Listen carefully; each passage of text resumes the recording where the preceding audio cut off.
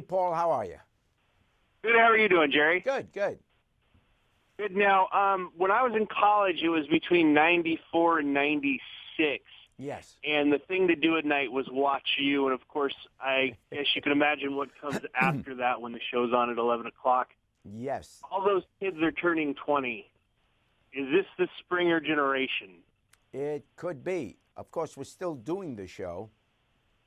So, we're starting to have the children of our original guests on, which is wrong because these people were told not to procreate. But we're still having them. And, but yeah, I guess we've been on for 23 years now. So, yeah, and I'd like to apologize. I'm so sorry. Have you sought help? Me, myself, I've never needed help. Yeah, well, that's the first. So I'm that's good to the go. First, I didn't have a in that that's era. the first sign that you need help when you say I don't need help. But okay. Really? Yeah. Well, then maybe I should seek help. Yeah, no, Paul, you're going to do fine. Well, now I want to know, your show sounds like something we've been waiting 20 years to see. I mean, my grandmother was such a tabloid hound back in the day. Sure. She would drop off stacks of these things, and I've seen every tabloid imaginable. And I want to know, are you sort of looking at this like your Kolchak, where you're going out and just finding stuff that no one else is seeing? Or is there going to be more celebrity stuff? I mean, how do you weigh that against like something like the Frog Boy? Yeah, no, this is on the tabloid show, which we do on Investigation Discovery now. These are actual crimes that happened over the last 20, 30 years that were major headlines in our country. And we do the backstory on it, plus what happened, and then what's happened to these people since. But these are major crimes that have taken place in our lifetime, and we cover those stories. It's the headlines that you can't believe when you read about it, but it actually happened. Okay, so there's not going to be any fantastical, like, weekly world news stories that kind of eat their way in there. No, these are real crimes. I mean, they were the headlines in the tabloids, but there were also the headlines in the regular newspapers, too. These are real, major, outrageous crimes. Now, how much investigation work do you do on your own, or is a lot of this stuff brought to you? Oh, yeah, I'm the host of the show. The producers and the investigators, they've done the background work on it. Plus, a lot of this is on the police records. I mean, as I said, these are crimes that happened, that already have taken place and have already been reported on in terms of arrests made. But now we do what the whole backstory was. What led to this crime?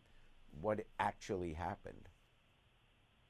Well, I think it's interesting. We haven't seen a show like this, really. I'm wondering, why do you think it took so long for somebody to say, duh, the show needs to be on the air? I mean, well, I don't know. Investigation Discovery has really gotten onto something because they focused in on crime shows. So, and this is just a natural, if you're going to do a show about crime, at some point you're going to say, wow, what were the biggest crimes of the last 20, 30 years? So it figures that if this is your area of concern, you're eventually going to come up with this kind of a show. Well, now I have to ask you, because I watch your other show, Baggage, like obsessively, and sometimes I see the people on that show seem like they might go out and commit a crime. Is there going to be any tie-ins with Baggage and Tabloid? No, I know it seems like a symbiotic relationship, but we're trying not to relate the shows together. No, well, first of all, Baggage is just a dating show, and my regular show, the Jerry Springer Show, that's just about crazy behavior. Involved mostly in dating type relationships. But this tabloid show, this is real crime. I mean, this isn't just being dysfunctional. This is committing criminal acts with horrendous consequences. That's what differentiates tabloid from these other shows.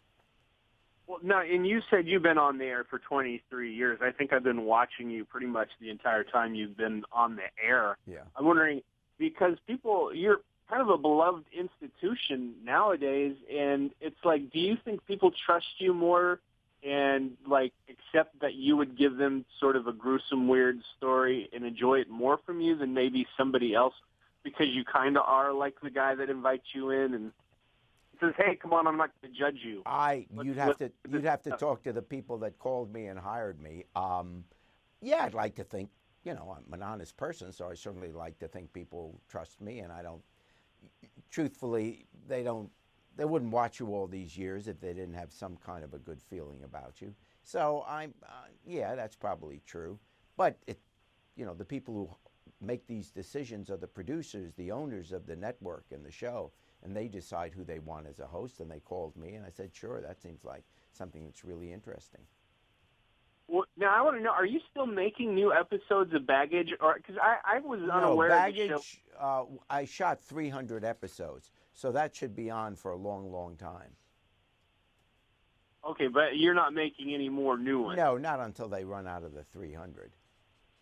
Oh, and then you go back. Well, how did that work? Did you just go in and shoot, knock this out, over a couple of months? And it was you were several just months okay. and over 2 years.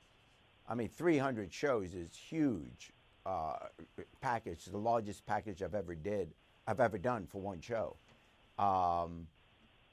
But in terms of taping ahead of time, it was over a 2-summer period. Really? Now, is it interesting to you to see how that is building an audience? Because that show, to me, it felt like it kind of came out of nowhere, but once you see it, you're automatically hooked into that thing. Yeah, it's got an attraction, and certainly I have a lot of people come up to me and talk about Baggage, So, but I just figure if you're doing a show, people are going to come up to you and talk about it. I mean, when if I'm walking down the street, it's Jerry, and then there's questions about Baggage, and now I suspect there'll be questions about Tabloid. Well, I have to think that maybe because you seem like a more approachable guy, and you've always been generous with your audience, and your audience has always supported you. I can imagine there's some people I see on TV that I would never go up to and talk to. Well, it is true. People do come up to me, and they're always friendly. So I can't explain it, but they are, and it's I like talking to people. I'm just a normal person that when someone says hi, you say hi back and you talk with them. Okay, well, hey, you know what? Thank you so much for coming on. We're looking forward to the Tabloid show here, and I greatly appreciate you taking a little bit of your time this morning. Paul, nice talking with you. Absolutely. You take it easy.